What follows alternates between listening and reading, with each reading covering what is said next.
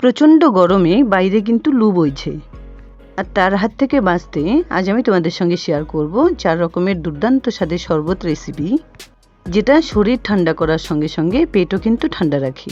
আর ঘরে থাকা খুব সামান্য কয়েকটি উপকরণ দিয়ে এই শরবতগুলো গরমের দুপুরে বানিয়ে নেওয়া যাবে। তাহলে চলো দেরি না করে দেখে নেওয়া যাক পুরো ভিডিওটা। এখানে আমি কিছু পুদিনা পাতা, সঙ্গে 3টে পাতিলেবু নিয়েছি, আর সঙ্গে একটা বাটিতে নিয়েছি কিছু মিছরি। এর থেকে বড় বড় 2-3 চাকা মিছরি একটা মগে নিয়ে নিচ্ছি। এর মধ্যে 2 গ্লাস পরিমাণ জল দিয়ে মিছরিগুলোকে 2-3 ঘন্টা ভিজিয়ে রাখতে হবে। তাহলে খুব সুন্দরভাবে মিছরিগুলো কিন্তু জলের সঙ্গে গলে গিয়ে মিশে যাবে।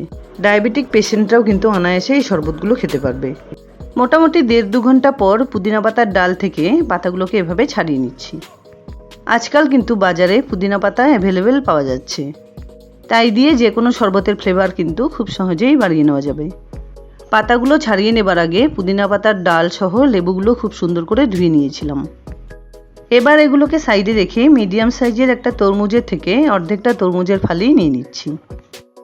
তরমুজের কালার যদি খুব সুন্দর লাল টকটকে হয়, তাহলে তা দিয়ে বানানো শরবতের কালারটাও খুব সুন্দর হবে। এবার একটা ছুরি দিয়ে তরমুজের ভেতরটা স্কোয়ার করে কেটে নিচ্ছি। তোমরা তোমাদের ইচ্ছে মতো তরমুজ কিন্তু খুব সুন্দর করে কেটে নিতে পারো।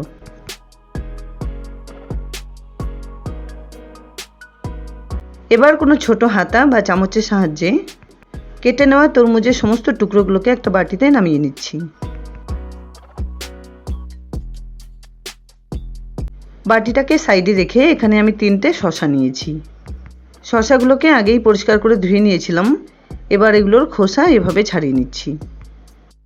এখানে আমি 4 রকমের শরবতের রেসিপি তোমাদের সঙ্গে শেয়ার করেছি। কি কি মিক্স করে 4 রকম শরবত রেসিপি আমি বানিয়ে নিলাম, সেটা ভিডিওটা চলাকালীন সব কিছু শেয়ার করব। আশা করছি ধৈর্য ধরে সমস্ত ভিডিওটা তোমরা দেখবে। আর এখানে 4 রকম শরবতই কিন্তু শরীর ঠান্ডা করার সঙ্গে সঙ্গে পেটও ঠান্ডা করবে। শসার বোটার দিকটা একটু কেটে ঘষে ফেলে দিয়ে এভাবে ছোট ছোট টুকরো করে শসাগুলোকে কেটে নিচ্ছি। শসা কেটে নেবার আগে বোটার দিকটা যদি একটু এভাবে কেটে ঘষে ফেলে দেওয়া যায়, তাহলে কিন্তু একটুও শসা তেতো লাগে না।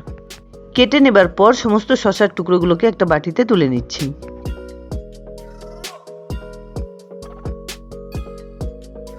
এবার একটা পাতিলেবু এভাবে স্লাইস করে কেটে রাখছি। শরবতগুলো সার্ভ করার সময় এগুলো কাজে লাগবে। আর তার সঙ্গে 2টো পাতিলেবু শরবতের জন্য এভাবে 2 টুকরো করে কেটে রাখছি।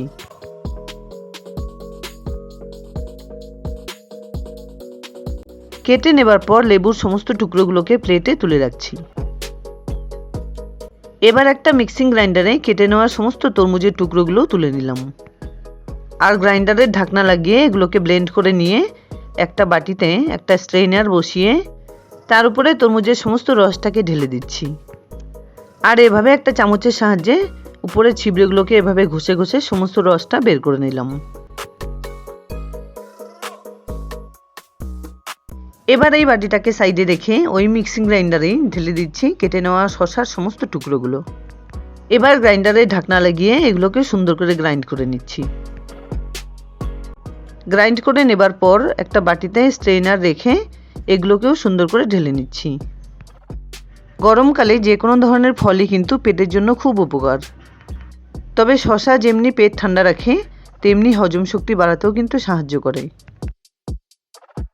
এবার এই বাটিটাকে সাইডে রেখে অন্য আরেকটা বড় বাটিতে 2টো লেবুর টুকরো থেকে এভাবে চেপে চেপে রস বের করে নিচ্ছি। গরমকালে রোদে পোড়া ত্বকের জন্য পাতিলেবুর কিন্তু তুলনা নেই। আর পাতিলেবুর রস লাগানো বা খাওয়া দুটোই কিন্তু গরমকালে খুব উপকারী। 4টে লেবুর টুকরো থেকে রস বের করে নেবার পর বাটিটাকে সাইড করে রেখে দিচ্ছি। এবার একটা মিক্সিং গ্রাইন্ডারে নিয়ে নিচ্ছি 2 টেবিল স্পুন চিনি। এখানে এই রেসিপিটাই আমি চিনি দিয়ে বানালাম, তোমরা চাইলে কিন্তু মিষ্টির জল দিয়েও বানাতে পারো। এর সঙ্গে দিয়ে দিলাম 1/3 স্পুন নুন। এর সঙ্গে কয়েকটা পুদিনা পাতা দিয়ে একটুখানি জল মিশিয়ে খুব সুন্দর ব্লেন্ড করে নিচ্ছি। এবার এই মিশ্রণটাকে লেবুর রসের বাটিতে ঢেলে দিচ্ছি। এর সঙ্গে 1 কাপ পরিমাণ জল মিশিয়ে ওই লেবুর রসের সঙ্গে ঢেলে দিচ্ছি। আর সমস্ত কিছু একটু নাড়াচাড়া করে সাইডে রেখে দিলাম। 2-2.5 ঘন্টা পর মিষ্টির জলটা একবার চেক করে নিচ্ছি। দেখতে পাচ্ছ মিষ্টির সমস্ত টুকরোগুলো কিন্তু সুন্দরভাবে জলের সঙ্গে গলে গেছে। এবার এটাকে একটা ছাঁকনির সাহায্যে অন্য একটা বাটিতে ঢেলে নিলাম। তাতে করে মিষ্টিতে যদি কোনো রকম নোংরা থাকে সেগুলো বেরিয়ে যাবে। এখানে আমি 4টে সার্ভিং গ্লাস নিয়েছি। এর থেকে একটা গ্লাসে তরমুজের রসটা সম্পূর্ণ ঢেলে দিলাম। মিষ্টির জল উপর নিচ খুব সুন্দর করে নাড়াচাড়া করে রেডি করে রেখেছিলাম। এবার সেই রসের থেকে কিছুটা পরিমাণ রস এতে মিশিয়ে দিয়ে কয়েক টুকরো আইস কিউব মিশিয়ে দিলাম। আর তার সঙ্গে পুদিনা পাতার একটা ডগা আর একটা লেবুর স্লাইস দিয়ে সুন্দর করে সাজিয়ে দিলাম। অন্য আরেকটা গ্লাসে ঢেলে দিচ্ছি 1 গ্লাস মিষ্টির জল। এই জলের সঙ্গে 1 টিস্পুন মৌরি গুঁড়ো খুব ভালোভাবে মিশিয়ে নিচ্ছি। খুব ভালোভাবে মৌরি গুঁড়ো মিষ্টির জলের সঙ্গে মিশিয়ে নেবার পর এর সঙ্গেও কয়েক টুকরো আইস কিউব আর একটা পুদিনা পাতার ডগা মিশিয়ে দিয়ে সুন্দর করে সাজিয়ে নিলাম। লেবুর রস, নুন, চিনি, পুদিনা পাতা দিয়ে যে শরবতটা বানিয়ে রেখেছিলাম সেটা এই গ্লাসে ঢেলে দিলাম। এর সঙ্গেও কয়েক টুকরো আইস কিউব, একটা পুদিনা পাতার টুকরো, সঙ্গে একটু চাট মশলা আর একটু বিট নুন মিশিয়ে দিলাম। আর শসা গ্রাইন্ড করে যে রসটা বানিয়ে রেখেছিলাম সেটা এই গ্লাসে ঢেলে নিচ্ছি। এর সঙ্গেও কিছুটা পরিমাণ মিষ্টির জল মিশিয়ে দিয়ে কয়েক টুকরো আইস কিউব মিশিয়ে দিলাম। ইচ্ছে হলে সবটাতেই একটু পরিমাণ চাট মশলা আর বিট নুন মিশিয়ে দেওয়া যেতে পারে। এতে কিন্তু শরবতের টেস্ট অনেকটা বেড়ে যাবে। আগেকার দিনে মা দিদাদের মুখে শুনতাম যে পেট গরম হলে মৌরি মিষ্টির শরবত খাওয়া নাকি পেটের পক্ষে খুব ভালো, এটা খুব পেট ঠান্ডা রাখে। 4 রকম শরবত কিন্তু আমার এখানে রেডি। এবার 4টে গ্লাসে 4টে স্ট্র সেট করে দিলাম।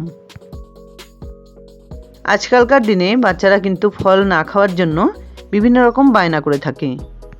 আর তাদের ফলের রস বা জুস বা এরকম শরবত খাওয়ানোর জন্য মোক্ষম দাওয়াই হিসেবে গরমকালের যে কোনো ফল দিয়েই এরকমভাবে শরবত বানিয়ে তাদের কিন্তু খাওয়ানো যেতে পারে। এতে করে ফলের বিভিন্ন রকম প্রোটিন বা ভিটামিন যেমন তাদের শরীরে পৌঁছে যাবে, তেমনি বারবার বানিয়ে খাওয়ানোর জন্য বায়নাও করবে। তরমুজ বা পেঁপে জাতীয় যেসব ফলগুলো রয়েছে সেসব ফলে এরকম ধরনের বীজ রয়েছে বলে আমার বড় ছেলে কিন্তু খেতে চায় না। তাই ওকে মাঝে মধ্যে ফল দিয়ে এরকম শরবত বা জুস বানিয়ে খাওয়াই। তোমরাও কিন্তু বাচ্চা বা বয়স্কদের জন্য এই রেসিপিগুলো খুব সুন্দরভাবে ট্রাই করতে পারো। যাই হোক, প্রচণ্ড গরমে শরীর, পেট বা মন ঠান্ডা রাখতে দুর্দান্ত স্বাদের 4 রকম শরবত রেসিপি আমার এখানে রেডি অ্যান্ড সার্ভড। আশা করছি বন্ধুরা একই ভিডিওতে 4 রকম শরবত রেসিপি আমার তোমাদের খুব পছন্দ হয়েছে। যদি এতটুকুও ভালো লেগে থাকে তাহলে প্লিজ ভিডিওটাকে একটা লাইক করো, শেয়ার করো ফ্যামিলি ফ্রেন্ডসদের সঙ্গে। আর আমার চ্যানেলে নতুন বন্ধু হয়ে থাকলে প্লিজ চ্যানেলটাকে সাবস্ক্রাইব করে পাশে থাকা বেল আইকনটা অলে করে দিও, যাতে আমার আপলোড করা সমস্ত ভিডিওর নোটিফিকেশন সবার আগে তোমাদের কাছে পৌঁছে যায়। দেখা হচ্ছে নতুন কোনো রেসিপি নিয়ে। ভালো থেকো, ধন্যবাদ।